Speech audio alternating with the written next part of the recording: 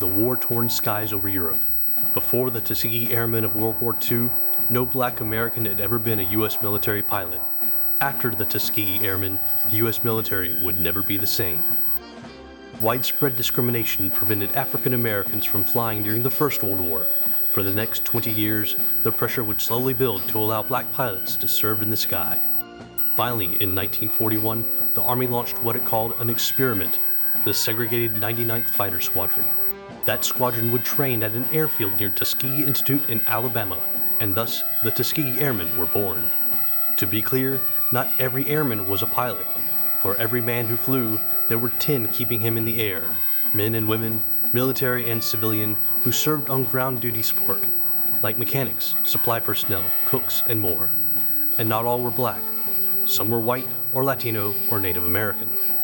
One notable woman who helped the Tuskegee Airmen take off into history was the First Lady of the United States.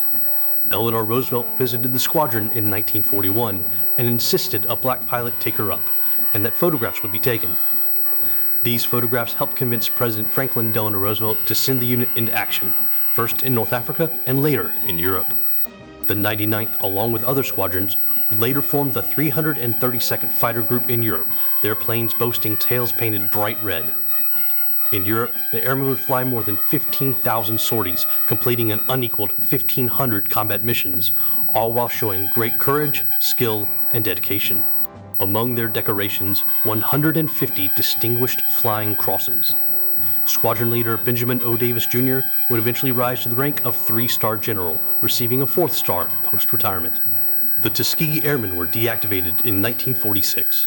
The experiment a great success, but more than that, the brave flyers had proved themselves in combat, and their performance helped pave the way for desegregation of the military in 1948.